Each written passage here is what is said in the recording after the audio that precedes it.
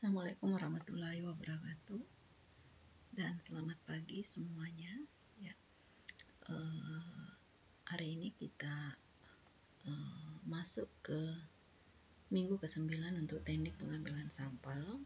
Ya, dan untuk kelas B ini giliran saya untuk kemudian melanjutkan materi dari teknik pengambilan sampel.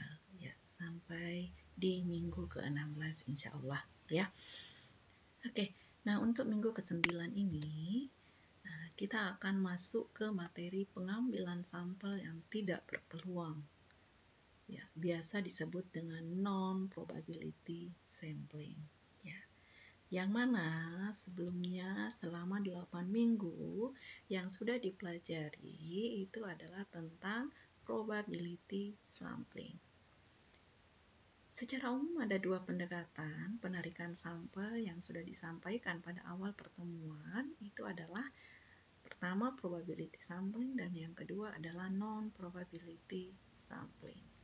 Probability sampling itu adalah bahwa setiap anggota daftar yang ada di dalam populasi itu memiliki peluang yang sama. Jadi memiliki nilai peluang dan peluangnya itu sama untuk terpilih menjadi sampel. Ya. Nah, ada beberapa teknik pengambilan sampel yang sudah disampaikan sebelumnya. Ada acak sistematik, ada acak sederhana, ada acak berlapis, ada gerombol 2 tahap, ada sistematik, ya, ada multi-step. Itu kalian semua sudah pelajari, bahkan kalian juga sudah mempraktekkan di lapangan, di dalam tugas kuliah lapangan 1, ya. Oke, nah, bagaimana tentang non-probability sampling? Non-probability sampling itu adalah sampel-sampel itu tidak memiliki peluang yang sama untuk terpilih menjadi sampel dalam penelitian kita. Biasanya terjadi karena tidak adanya daftar dari anggota-anggota populasi yang akan diteliti. Ya, sehingga ini tidak memerlukan formulasi matematik. Yang dibutuhkan di sini adalah bagaimana kita bisa mendapatkan sampel yang kemudian kita analisis untuk menyelesaikan tujuan dari penelitian kita. Nah, inilah yang kemudian yang akan kita pelajari. Ya.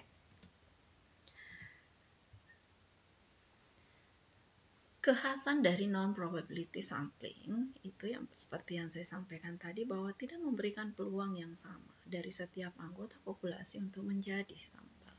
Ya. Kemudian di sini karena jumlah populasi yang tidak diketahui, ada banyak informasi yang tidak diberikan, sehingga ya tentu kita sulit untuk menentukan bagaimana error sampling yang terjadi. Ya. Kemudian populasi yang ada sebagian besar itu tidak teridentifikasi, tapi kita yakin bahwa itu ada.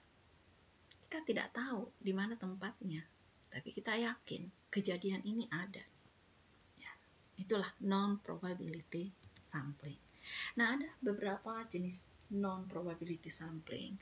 Dalam kesempatan kali ini, mungkin secara garis besar saja yang akan saya sampaikan, ya, bagaimana bentuk-bentuk dari teknik pengambilan sampel secara non-probability.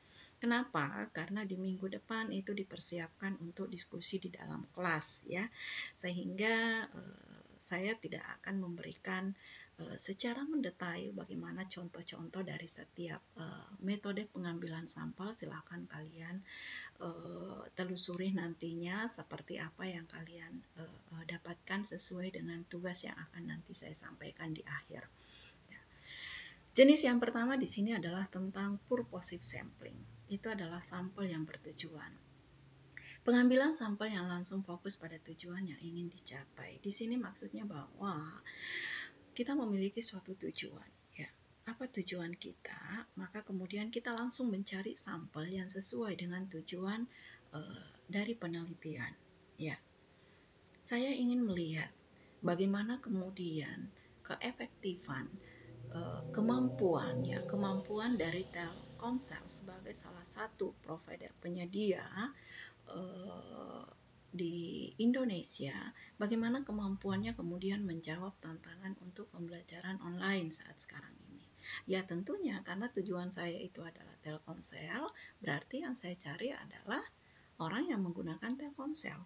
Ya, nah setelah itu kepentingan saya berikutnya itu adalah selain menggunakan Telkomsel itu adalah mengikuti yang namanya pembelajaran online, sehingga ya berarti yang sampel yang saya pilih nanti itu adalah yang menggunakan Telkomsel dan mengikuti pembelajaran online.